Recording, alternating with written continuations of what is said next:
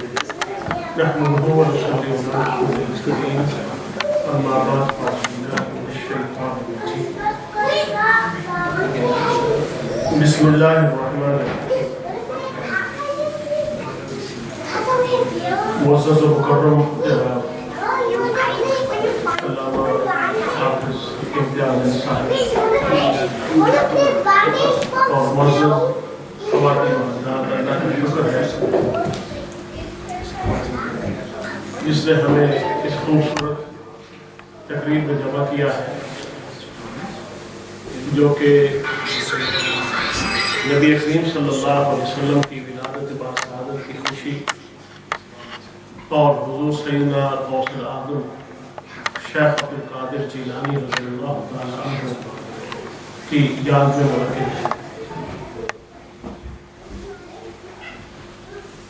حافظ صاحب کی فرمائش پر ایک ایسی ہستی کا ذکر کرنا چاہتا ہوں جنہوں نے اپنی ساری زندگی نبی کریم صلی اللہ علیہ وسلم کے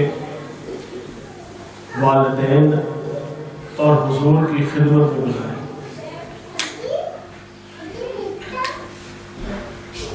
وہ ایک خاتون کا ذکر ہے، اللہ تبارک و تعالیٰ نے نبی پاک صلی اللہ علیہ وسلم کے ساتھ نسبت رکھنے والے کسی بھی ایک شخص کو بغیر ذکر کے نہیں رہنے دیا، اس کے ذکر کو محفوظ بھی کیا ہے اور ذکر کو عام بھی کیا ہے۔ یہ وہ خاتون تھی جن کو حضور نبی کریم صلی اللہ علیہ وسلم نے ایک ٹائٹل دیا اور حضور فرمایا کرتے تھے کہ ھذہ امی بعد امی، یہ میری ماں سیدہ آمنہ رضی اللہ تعالیٰ عنہا کے بعد دوسری ماں یہ ہے۔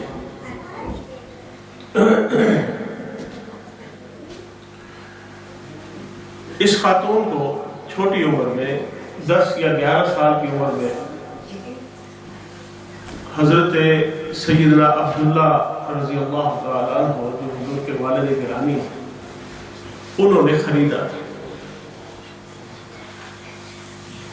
بطور غلام۔ یہ اس وقت کے کلچر تھا، رواج تھا، اور اگر خریدنے والا کوئی سخی ہوتا، کریم ہوتا اور کرم کرنے والا ہوتا، کوئی اچھی فطرت کا مالک ہوتا، تو غلام اس پر فدا جاتے، اپنی جان قربان کرتے اور اپنے مقدر پر فخر کرتے۔ اور اگر کوئی ظالم آقا ہوتا، ظالم خریدار ہوتا، بدبخت ہوتا، تو پھر وہ غلام بھی ساری زندگی رہتے تو غلامی میں اس سے آزادی حاصل کرنے کی ہر ممکن کوشش کرتے، مگر اگر نہ ہو سکتی تو دل سے اس اپنے آقا کو برا جانتے ہیں۔ جیسے حضرت بلال کا ایک آقا تھا، اس سے حضرت صدیق اکبر رضی اللہ تعالیٰ عنہ نے ان کی جان چھڑوائی۔ حضرت سمیہ رضی اللہ تعالیٰ عنہ، ان کا بھی ایک آقا تھا جس نے خریدا، اور یہ اسلام کی پہلی شہید ہوئی تو ان کے آقا کو پتہ چلا اور اس نے انتہائی شرمناک طریقے سے آپ کو شہید کیا۔ حضرت خباب رضی اللہ تعالیٰ عنہ، ان کا آقا بھی ایسے ہی، ان کو بھی شہید کیا گیا۔ یہ ابتدائی مکی دور میں شہید ہونے والے وہ شہداء ہیں جن کو ان کے ماسٹرز نے، ان کے آقاؤں نے صرف اس پاداش میں شہید کر دیا کہ یہ محمد رسول اللہ صلی اللہ علیہ وسلم کا کلمہ پڑھتے ہیں۔ ایک طرف اس طرح کے بھی وہاں پر خریدار تھے، اور دوسری طرف حضرت عبداللہ جیسے خریدار تھے، حضرت عبد المطلب جیسے خریدار تھے، جن کی غلامی میں اگر کوئی آ جاتا تو پھر اپنی 1000 آزادیوں کو بھی اس غلام پر قربان کرنا تھا۔ اب اس خاتون کو جب حضرت عبداللہ نے خریدا، ان کی عمر 11-12 برس تھی۔ ان کا نام برکہ آتا ہے، برکہ، برکہ بھی پڑھتے ہیں، برکہ بھی پڑھتے ہیں۔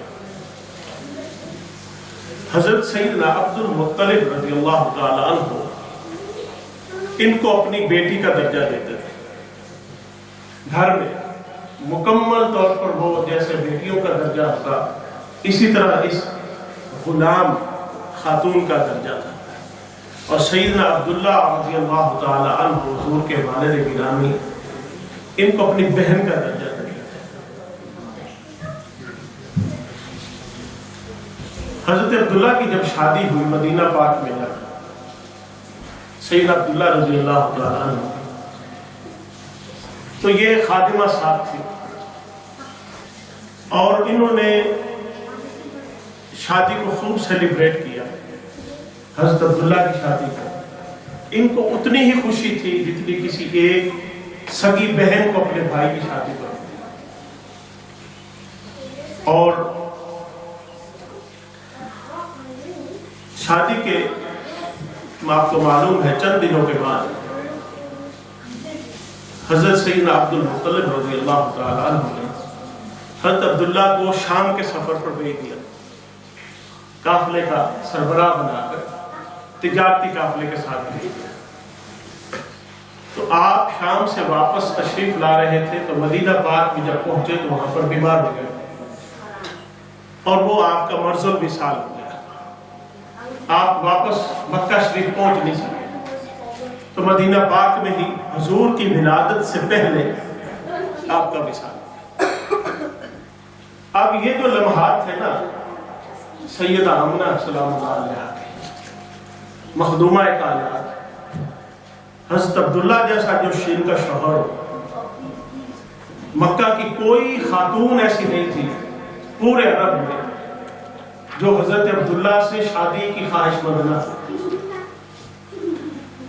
جب اس جیسا سعادت مند نوجوان جس خاتون کے حصے میں آیا سیدہ آمنہ، اور شادی کے چند ماہ، چند دن، چند ہفتے گزارنے کے بعد وہ سفر پر چلے گئے، اور جب واپس آ رہے تھے تو راستے میں آپ کا وصال ہو گیا۔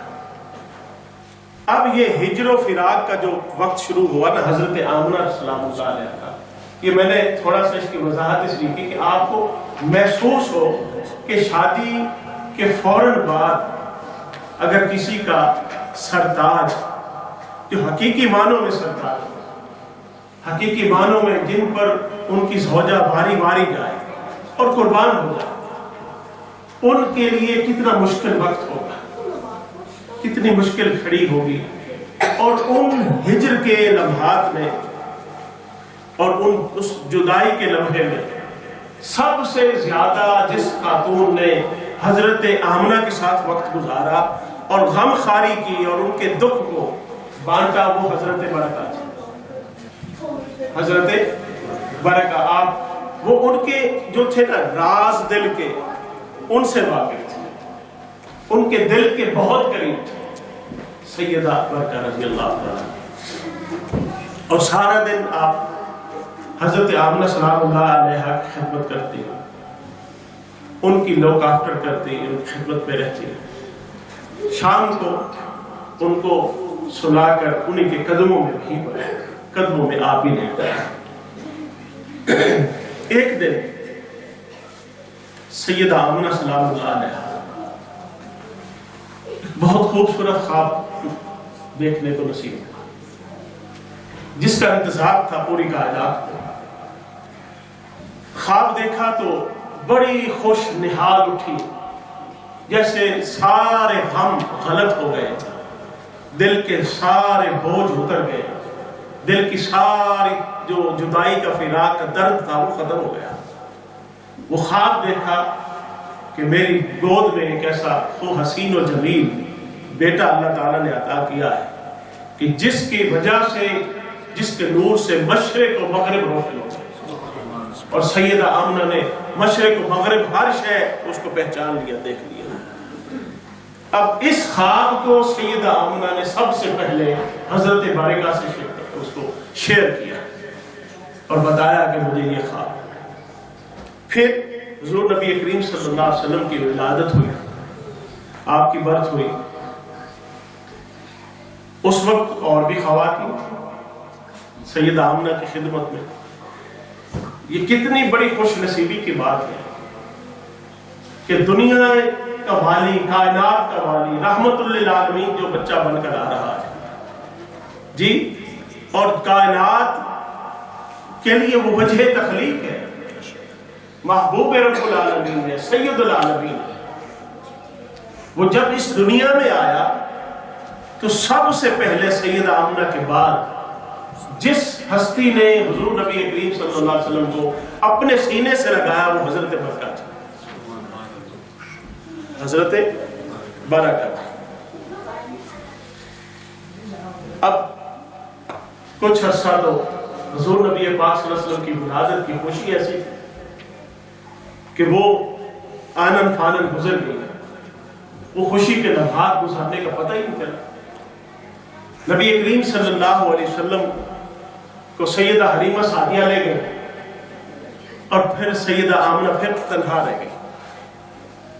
پھر جب حضور نبی کریم صلی اللہ علیہ وسلم 4 سال کی عمر کے بعد واپس تشریف لائے، سیدہ حلیمہ چھوڑ گئی، تو پھر حضور کی خدمت میں حضرت ابو طالب بھی پھولے نہ سماتے تھے. حضرت ابو عبد المطلب رضی اللہ حضور کے دادا جان کبھی آپ کو کندھوں پر اٹھاتے.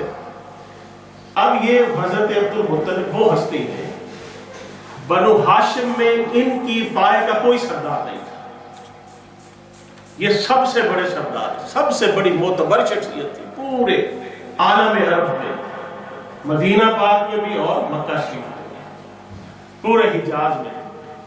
مگر جب سرکار کا لاڈ اور حضور سے پیار آتا تو حضور کو کندھوں پہ بٹھاتے، کبھی جا کے بیت اللہ شریف کا طواف کرواتے، کبھی حجر اسود کا بوسہ دلاتے، کبھی دیوار کے ساتھ کھڑا کر کے دعائیں مانگتے، قحط پڑ جاتا تو دعائیں مانگتے. کبھی حضور نبی پاک صلی اللہ علیہ وسلم کے ہاتھ اٹھوا دیتے کہ آپ دعا. اب 6 برس کے ہوئے سرکار تو حضور نبی کریم صلی اللہ علیہ وسلم کو حضرت آمنہ سلام اللہ علیہ پیار کیا کہ چلے میں آپ کو آپ کی بابا کی قبر پہ لے کے چلوں، مدینہ پاک میں قبر انور کی زیارت کے لیے. آپ گئی اور ساتھ سیدہ برکہ تھی. سیدہ برکہ یہ ساتھ تھی بطور غلام خادم. اب وہاں سے ہو کر کچھ عرصہ رہے تو واپس بالکل صحیح سلامت واپسی کا سفر کیا. مدینہ پاک سے مکہ شریف آ رہے تھے تو مقام ابوا پر سیدہ آمنہ سلام اللہ علیہ کی طبیعت اچانک خراب ہوئی اور آپ کی وہاں پر آپ وصال فرما کے ڈیتھ ہو گئی. اب 6 سال کی عمر ہے سرکار کی، ساتھ یہ سیدہ برکہ جو غلام ہے. آپ دیکھیے کہ جو کائنات کی سب سے بڑی امانت ہے، کائنات کی رب کے خانہ قدرت میں جو سیدہ آمنہ کو ملی، اور پھر سیدہ آمنہ نے بوقت وصال حضور کا ننھا منھا ہاتھ، معصوم ہاتھ پکڑ کر مرنے سے پہلے حضور کا ہاتھ حضرت برکہ کیا کہ یہ میری امانت تیرے سپرد. آپ کی آنکھوں سے آنسو آ گئے. آپ کہتی ہے کہ میں نے سیدہ آمنہ سے وعدہ کر لیا، سیدہ اپنے مرتے دم تک میں آپ کے بیٹے کا ساتھ لے جاؤں، ان کی خدمت میں رہوں گی. سیدہ آمنہ کا سلام وصال ہو گیا. حضور نبی کریم صلی اللہ علیہ وسلم قبر کے ساتھ لپٹ کر کافی دیر تک روتے رہے. حضور نبی کریم صلی اللہ علیہ وسلم اس معصوم دل پر کتنا کڑا امتحان تھا، کتنا مشکل وقت. تو یہ 3 نفوس قدسیہ تھے، سیدہ آمنہ، حضرت برکہ اور تاجدار کائنات جو بھی 6 برس کے، تصور کیجئے کہ وہ کتنا مشکل مرحلہ ہوگا۔ اس وقت سیدہ آمنہ نے حضور نبی پاک صلی اللہ علیہ وسلم کی چہرہ پاک کو دیکھ کر اشعار بھی پڑھے حضور کی تعریف میں، اور وہ سارے کلمات حضرت آمنہ خود دیکھ چکی تھی کہ میرے اس بیٹے کا مقام کیا، اس کی عظمت کیا، اور وہ اشعار میں بتایا سارا، اور حضرت ام ایمن حضرت برکہ کے ہاتھ میں آپ کا ہاتھ پکڑا دیا۔ اب سیدہ برکہ نے اپنے دست مبارک سے حضرت آمنہ کی قبر انور تیار کی، آپ کو اس میں دفن کیا، اوپر مٹی ڈالی، اور پھر اب یہ 2 ہستیاں رہ گئی، 2 اونٹ اور 2 ہستیاں لے کر چل پڑے۔ اب حضرت عبد المطلب کی کیا کیفیت ہوئی ہوگی جب سیدہ آمنہ ساتھ نہیں، وہ بھی باری باری جاتے تھے، کیونکہ وہ ان کی ایسی بہو تھی، ایسی بیٹی تھی جو کہ اپنے محبوب ترین بیٹے کی ان کی بہو تھی، وہ نشانی تھی۔ اب وہ ساتھ نہیں ہے، اب حضرت عبد المطلب کو اور زیادہ پیار، پہلے ہی بہت زیادہ تھا، اب حضرت عبد المطلب کے پیار کی انتہا نہ رہی، وہ ایک لمحہ بھی اپنی ذات سے ان کو جدا نہ ہونے دیتے سرکار، اور حضرت برکہ بھی ایک لمحہ بھی سرکار کی خدمت سے ادھر ادھر نہ ہوتی، وہ خدمت میں متعین رہتی ہیں۔ اب حضرت عبد المطلب 2 سال آپ کے کفیل رہے، اس کے بعد اللہ تعالیٰ نے حضرت عبد المطلب کو بھی اپنے پاس بلا لیا، آپ کا بھی وصال ہو گیا دادا جان کا۔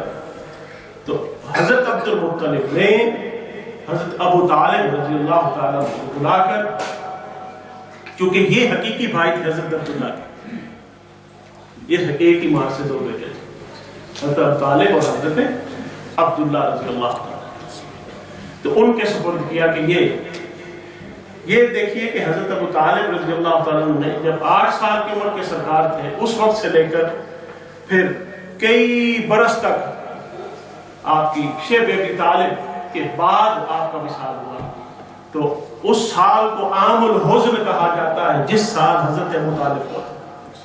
ان کی خدمات آپ دیکھیے کہ پورا سوگ 3 دنوں کا ہوتا ہے، مگر سرکار کی ان لوگوں کے ساتھ حضرت خدیجہ الکبریٰ رضی اللہ تعالیٰ عنہ اور حضرت ابو طالب کے ساتھ اتنی قلبی وابستگی تھی کہ پورا سال حضور نبی پاک صلی اللہ علیہ وسلم نے حزن و ملال کیا۔ اب جب حضرت ابو طالب کی کفالت میں آ گئے حضور نبی پاک صلی اللہ علیہ وسلم، اور ان کی کفالت کیا تھی، سرکار خود ان کے کفیل بن کے ان کے گھر گئے۔ حضرت ابو طالب کے 10 بیٹے تھے، کثیر العیال تھے، اور کبھی بھی وہ جب تک سرکار دسترخوان پر موجود نہ ہوتے کھانا نہیں کھاتے، بیٹوں کو کھانے کی اجازت نہیں ہوتی تھی۔ آپ فرماتے جاؤ پہلے محمد کو بلا کے لاؤ، وہ آئیں گے کھانا کھائیں گے۔ اس کی حکمت تھی، جب سرکار کے بغیر کھانا کھاتے تو کسی کا بھی پیٹ نہ بھرتا، اور جب حضور دسترخوان پر موجود ہوتے سارے کھانا بھی کھا لیتے، کھانا بھر بھی جاتا، پورا ہر بندہ سیر بھی ہو جاتا، پیٹ بھی بھر جاتا، کھانا بھی بھر جاتا۔ یہ بھٹکتے قدم قدم پر تو کون کفیل ہوا؟ حضرت ابو طالب ہوئے یا خود سرکار ہوئے؟ سرکار دو جہان نبی پاک صلی اللہ علیہ وسلم حضرت ابو طالب کے گھر میں جوان 25 برس آپ کی عمر مبارک ہو گئی۔ جب 25 برس تک پہنچے ٹائم، جہاں پہ آپ تھک جائے تو بتا دیجیے، کیونکہ حضرت برکہ کا قصہ کافی لمبا ہے۔ تو حضرت برکہ رضی اللہ تعالیٰ عنہ بھی حضرت ابو طالب کے گھر میں شفٹ ہو گئے، حضور نبی کریم صلی اللہ علیہ وسلم کی خدمت پر متعین، ہر ایک کو اپنے اپنے، تو حضرت برکہ کو اپنے رانجھن کی جو اپنی امانت سیدہ آمنہ نے ان کو دی تھی، ان کی فکر میں رہتے، اور حضور جوان ہوئے، 25 سال آپ کی عمر مبارک ہوئی، آپ کی شادی ہو گئی۔ حضرت خدیجہ الکبریٰ رضی اللہ تعالیٰ عنہ اور آپ کے نکاح کا خطبہ حضرت ابو طالب نے خود پڑھا، حضرت ابو طالب نے پڑھا نکاح کا خطبہ، اور حق مہر بھی آپ نے اپنی جیب سے ادا کیا۔ اب آپ دیکھیے حضرت خدیجۃ الکبریٰ نے حضرت برکہ کو عرض کیا، حضور نبی پاک صلی اللہ علیہ وسلم نے خود فرمایا اماں جان اب میں بڑا ہو گیا ہوں، جوان ہو گیا ہوں، میری شادی ہو گئی، میں نے اپنا گھر بسا لیا، اب آپ بھی اپنا گھر بسا لیں۔ تو وہ کہتی نہیں، میں نے سیدہ آمنہ سے وعدہ کیا تھا کہ میں زندگی بھر آپ کا ساتھ نہیں چھوڑوں گی، بار بار اصرار کیا۔ سیدہ خدیجۃ الکبریٰ رضی اللہ تعالیٰ نے فرمایا کہ آپ نے اپنا عہد نبھا دیا، وعدہ پورا کر دیا اور اس کا حق ادا کر دیا، اب سرکار آپ کو صلہ دینا چاہتے ہیں، آپ بھی اپنی زندگی شروع کریں، شادی کر لیں۔ تو بار بار جب اصرار کیا تو حضرت سیدہ برکہ نے شادی پر حامی بھر لی۔ جب شادی پہ حامی بھر لی تو مدینہ سے آئے ہوئے ایک سردار تھے، ان کا نام تھا عبید اللہ خزرجی، خزرج قبیلے سے، ان سے آپ کی شادی کر دی تو آپ مدینہ شفٹ ہو گئی۔ حضور ابھی مکہ میں تھے تو اپنے شوہر کے ساتھ مدینہ پاک چلی گئی۔ اس شوہر سے آپ کو اللہ تعالیٰ نے ایک بیٹا دیا، اس کا نام ایمن تھا، جس کی وجہ سے آپ ام ایمن مشہور ہیں۔ اب آپ کو اپنے اصل نام سے کوئی زیادہ لوگ نہیں جانتے، حضرت ام ایمن کے نام سے جانتے ہیں، جو خادمہ کے طور پر ساتھ تھی حضور سیدہ آمنہ کے ساتھ۔ ام ایمن یہ بن گئی اور 6 ماہ کے بعد آپ کا جو شوہر تھا حضرت عبید اللہ خزرجی وہ فوت ہو گئے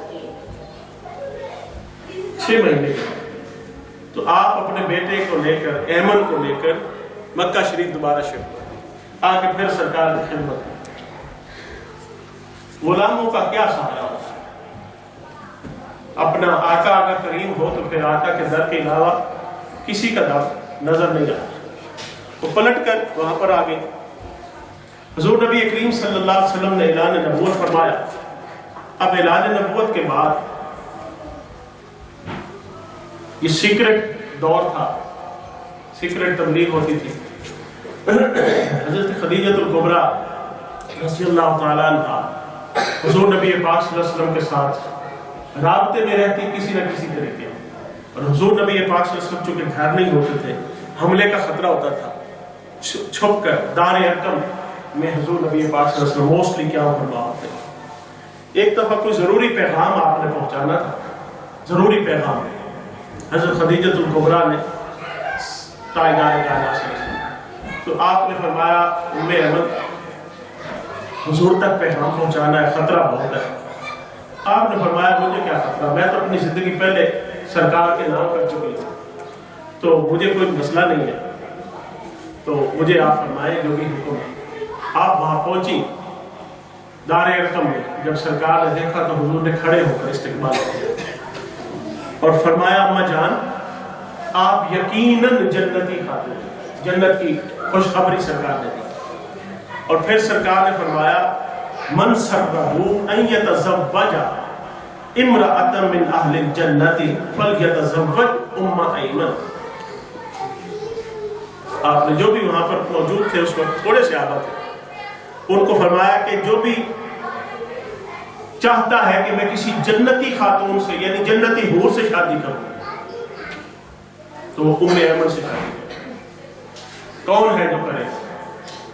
تو وہاں پر حضرت زید بن حارثہ جو حضور نبی پاک صلی اللہ علیہ وسلم کے منہ بولے بیٹے تھے، متبنہ تھے سرکار کے، متبنہ حضور کے منہ بولے بیٹے تھے، اڈاپٹڈ تھے، انہوں نے عرض کی یا رسول اللہ میں شادی کروں گا۔ وہیں پر دار ارقم میں نکاح ہوا، شادی ہوئی۔ وہ پیغام لے کر آئی تو سرکار نے نکاح کا پیغام دے دیا۔ اب مدینہ پاک میں ہجرت کا ٹائم آیا، ہجرت شروع ہو گئی، سرکار دو جہاں ہجرت فرما گئے۔ اب حضرت زید بن حارثہ رضی اللہ تعالیٰ عنہ،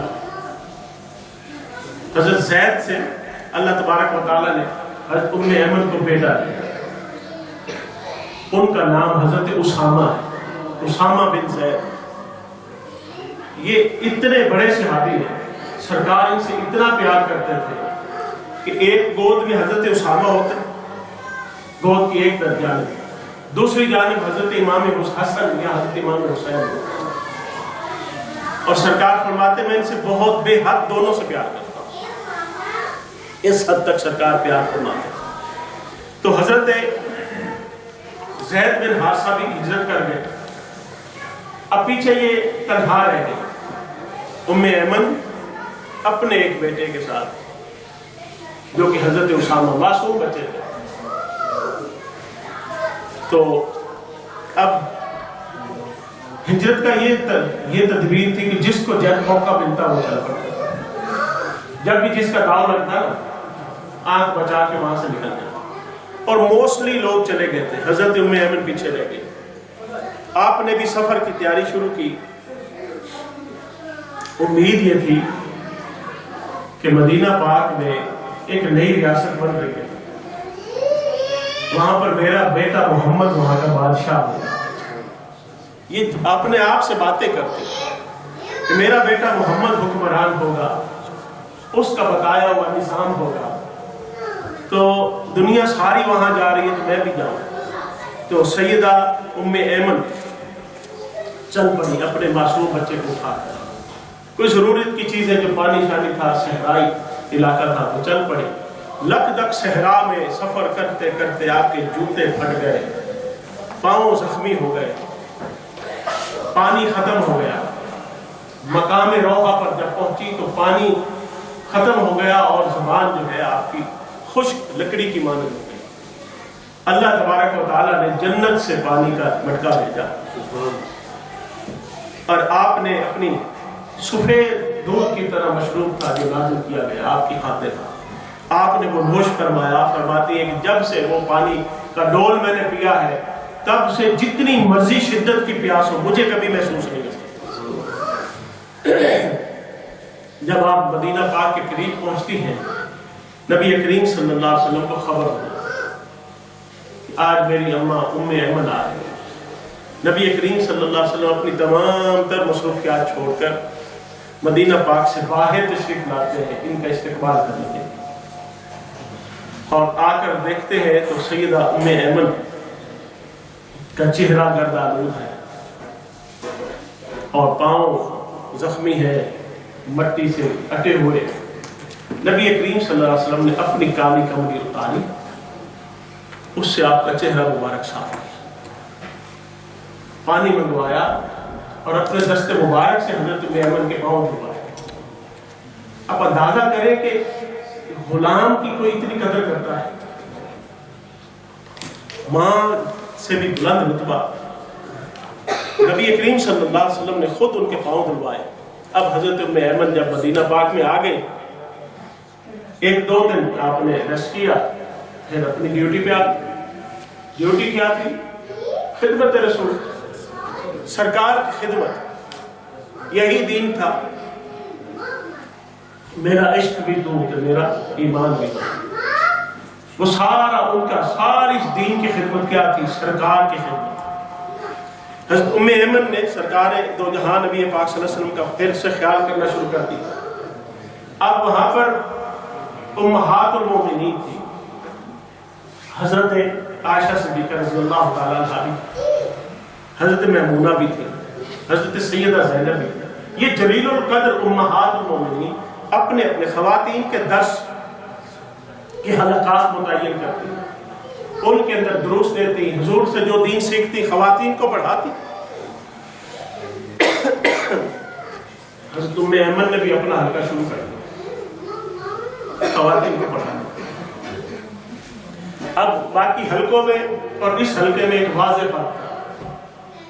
باقی حلقوں میں تدریس ہوتی، حضور نے یہ فرمایا، سرکار نے یہ نئی آیت یہ آئی ہے، اس کا درس، حضور کی تعلیمات، حضور کے اسوہ کا درس ہوتا، اور حضرت ام ایمن کے درس میں حضور کے بچپن کی باتیں ہوتی، حضور کے لڑکپن کی باتیں ہوتی، حضور کی جوانی کی باتیں ہوتی، حضور کے ماں باپ کی باتیں ہوتی، سیدہ آمنہ کیسی تھی، حضرت عبداللہ کیسے تھے، حضرت عبد المطلب کیسے تھے، حضور کا بچپنا کیسے تھا، حضور چلتے کیسے تھے، حضور ناراض کیسے ہوتے تے، خوش کیسے ہوتے تھے، کھیلتے کیسے تھے, بیٹھتے کیسے تھے, اٹھتے کیسے تھے, حضور کا سونا کیسا تھا, جاگنا کیسا, یہ سارا آپ کا موضوع ہوتا. اور لوگ سنتے, اشک بار ہوتے, آپ خود بھی اشک بار ہوتی, اور اس آپ کے درس میں شامل ہونے والے لوگ بھی اشک بار ہوتے. جب غزوہ بنی مستلق ہوا, اس کے بعد ام المومنین سیدہ عائشہ صدیقہ رضی اللہ تعالی عنہا پر تہمت لگی. تو سب سے پہلے حضرت ام ایمن نے آ کر سرکار کی بارگاہ میں عرض کیا, اے پیارے بیٹا محمد, سنو, آپ کی ماں ام ایمن اندھی ہو جائے اور آپ کی ماں ام ایمن بہری ہو جائے, اگر میں نے سیدہ عائشہ صدیقہ رضی اللہ تعالی عنہا کے اندر خیر کے علاوہ کوئی چیز بھی دیکھی ہوگا تو میں اندھی ہوں. ان الفاظ نے سرکار کو بڑی ٹھارس پہنچا. اور پھر آپ کی تائید میں اللہ تبارک و تعالی نے سورہ نور میں آپ کی برات کا اعلان فرمایا. حضور نبی اکرم صلی اللہ علیہ وسلم اکثر ام ایمن کے گھر جاتے. اب حضرت زید بن حارثہ آپ کے شوہر تھے, وہاں پر آپ کا گھر تھا, آپ کے بیٹے تھے حضرت اسامہ. ان کے گھر جاتے, ان کی خیریت دریافت کرتے, کبھی کبھی صحابہ کو بھی لے کر جاتے. اب ایک بڑی نفیس سی بات ہے, حضرت ام ایمن نے ایک دن کوئی چیز پکائی ہوئی تھی اپنے ہاتھوں سے. سرکار وہاں پر چلے گئے صحابہ کرام. اب حضور کو یا تو روزہ تھا, نفلی روزہ تھا, یا نبی پاک صلی اللہ علیہ وسلم کا من نہیں چاہ رہا تھا کچھ کھانے کو. اب حضرت ام ایمن کہتی ہیں, بیٹا ایسے تو نہیں جانے دوں گی, کھانا تو پڑے گا, یہ میں نے بنایا, ساری دنیا کھائے, مجھے اس کی خوشی نہیں, جب تک آپ نہیں کھائیں گے. حضور فرمائے, نہیں میں نے نہیں کھانا, مجھے بھوک نہیں, مجھے طلب نہیں. کھانا اٹھا کے کبھی ادھر, سرکار ادھر چلے جاتے, پھر پیچھے, پھر سرکار ادھر آ جاتے. ایسے منظر تھا جیسے ماں لاڈ کرتی ہے, ترلے لیتی ہے بچہ کھانا کھا. اور نبی کریم صلی اللہ علیہ وسلم اسی طرح حضرت ام ایمن کو رسپانس کر رہے ہیں. یہ ماں اور بیٹے کا ایسا تعلق ہے, بیٹا چاہے جتنا بڑا کیوں نہ ہو جائے, جتنا بڑا حکمران کیوں نہ ہو جائے, جتنی عظمتوں کا مالک کیوں نہ ہو جائے, ماں کے لیے بیٹا ہی رہتا ہے. اور کہتی, یہ جملہ کہتی, محمد آپ کو کھانا پڑے گا, محمد آپ کو کھانا پڑے گا, میں نے اپنے ہاتھوں سے بنایا, میں نے اپنے ہاتھوں سے بنایا. اور سرکار نے فرمایا. ایک دفعہ حضرت عائشہ صدیقہ رضی اللہ تعالیٰ عنہ کے گھر آپ بیٹھے, اور حضرت ام ایمن بھی بیٹھی ہیں. سرکار باہر سے تشریف لائے اور پانی کا ڈول پڑا تھا, تو اس میں سے آپ نے گلاس بھرا اور آپ نے نوش فرمایا. نوش فرما لیا تو حضرت ام ایمن کہتی ہے, محمد صلی اللہ علیہ وسلم مجھے بھی پانی کا گلاس. سوچ سکتے ہیں حضرت عائشہ صدیقہ رضی اللہ تعالیٰ نے کہا, ام ایمن یہ کیا کہہ رہی ہے, سرکار کو پانی کا کہہ رہی ہے. آپ فرمانے لگی, یہ میرا ان پر حق ہے, میرا ان پر حق ہے کہ میں ان سے پانی مانگ سکتا. حضور نے فرمایا کہ یہ ام ایمن سچ کہتی ہے, حق کہتی ہے, کیونکہ یہ میرے بزرگوں کی نشانی ہے. ان کو دیکھتا ہوں تو مجھے اپنے دادا عبد المطلب یاد آتا ہے, ان کو دیکھتا ہوں تو مجھے اپنے چچا ابو طالب یاد آتے ہیں, اپنے والد حضرت عبداللہ یاد آتے ہیں, اپنی ماں یاد آتی ہے, اور وہ سارے چلے گئے, ان کی نشانی ایک ہی پہ بیٹھی ہے, اور یہ ان کا حق ہے, اور یہ مجھے ان کو دیکھ کر اپنا ماضی یاد آتا ہے, لہٰذا مجھے ان کی خدمت سے نہ روکے. اب حضرت ام ایمن حضور نبی پاک صلی اللہ علیہ وسلم کو بیٹا کہتی, بیٹا, اور حضور آپ کے بیٹے کو بیٹا کہتے ہیں. آپ کے بیٹے کا کیا نام جی؟ حضرت اسامہ.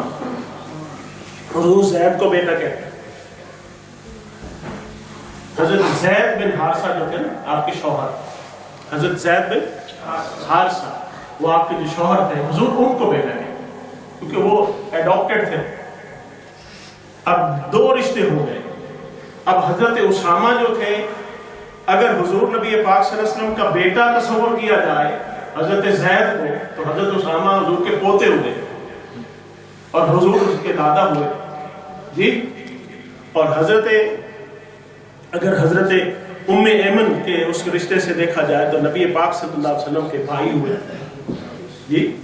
جیسے حضرت ام ایمن ماں ہوئی نا، تو حضرت اسامہ حضور کے اس رشتے سے بھائی ہوئے. تو حضور نبی کریم صلی اللہ علیہ وسلم نے اتنا نوازا. اور پھر آخری بات کہ حضور نبی پاک صلی اللہ علیہ وسلم کو حضرت اسامہ سے بہت زیادہ پیار تھا، اور ان کو ابن الحب کہا جاتا. ابن محبتوں کی اولاد، محبت کی اولاد. حضرت ام ایمن کی آج بھی سیر کی تاریخ کی کتابیں پڑھیں تو حضرت ام ایمن کی جتنی بھی اولاد ہے ان کو بن الحب کہا جاتا ہے.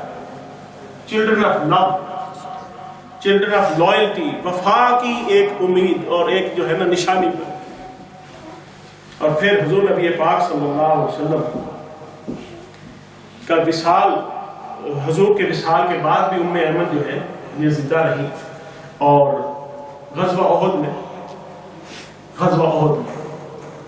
حضرت سعد بن ابی وقاص کو حضور نبی پاک صلی اللہ علیہ وسلم نے ایک جملہ فرمایا، فداک ابی و امی، اے ابی وقاص تم پر میرے ماں باپ قربان ہیں. وہ وقت تھا جب ہر بندہ حضور نبی پاک صلی اللہ علیہ وسلم سے بھاگ رہا تھا. ایک جنگ کا عجیب سامان ہو گیا، ایک بڑی کریٹیکل پوزیشن آئی جنگ احد میں، اور سارے صحابی ہٹ گئے، اتنا سخت حملہ تھا. تو حضرت ام ایمن سرکار کے ارد گرد اس وقت اتنی جنگ کے عالم میں، تو کسی کافر نے حضرت ام ایمن کو تیر مارا، جس میں آپ زخمی ہو کر گر پڑی. اور حضرت ام ایمن کیا کر رہی تھی؟ وہ جو صحابہ بھاگ رہے تھے ان کو واپس بلا رہی تھی، واپس آؤ، میرے محمد کو چھوڑ کر لے، واپس آؤ. تو سید ام ایمن یہ کام کر رہی تھی تو ان کو تیر لگا، بے ہوش ہو کر گر گئی. تو حضور نے جب دیکھا کہ میری ماں کو تیر لگا ہے تو آپ نے حضرت سعد بن ابی وقاص کو یہ فرمایا کہ اس کو تیر مارو، اللہ تمہارا تو کبھی نشانہ خطا نہ کرے. انہوں نے اسی وقت تیر مارا تو وہ واسطہ جہنم ہو گیا. تو حضرت سعد بن ابی وقاص کہ اس کام پر اللہ تعالیٰ حضور نبی پاک صلی اللہ علیہ وسلم فرمایا، اے سعد بن ابی وقاص تجھ پر میرے ماں باپ قربان ہو کیونکہ تو نے میری ماں کا بدلہ نہیں لیا. اور پھر حضور نبی پاک صلی اللہ علیہ وسلم کی یہ ماں جس کو حضور یہ فرماتے تھے حاضی امی بعد امی، یہ حضرت ابو بکر صدیق رضی اللہ تعالیٰ عنہ کے دور میں بھی آپ حیات رہی، اور حضرت عمر فاروق رضی اللہ تعالیٰ عنہ کے دور میں بھی آپ حیات رہی. اور جب حضرت عمر فاروق کا وصال ہوا نا تو حضرت ام ایمن نے ایک جملہ فرمایا کہ آج اسلام کی شہرت کو داغ لگ گیا، آج اسلام کی شان و شوکت ختم ہو گئی. یہ وہ جملہ تھا جو بعد میں بڑے بڑے دانشور لوگ کہتے رہے کہ حضرت عمر فاروق جیسی ہستی اگر 10 سال اور زندہ رہ جاتی تو پوری دنیا میں اسلام کا پرچم لہراتا. یہ جملہ سب سے پہلے سیدہ ام ایمن نے، آج ان کا ذکر خیر کیا ہم نے، حافظ صاحب کی فرمائش تھی حضرت ام ایمن کا ذکر ہے. اللہ تبارک و تعالیٰ قبول فرمائے. کسی ایک ہستی کا بھی ذکر ہو جائے تو اس میں باقی سب آ جاتے ہیں. اللہ تعالیٰ ہمیں ان ہستیوں کے نقش قدم پر چلنے کی توفیق دے. حضرت ام ایمن کے صدقے ہماری دنیا و آخرت کو بہتر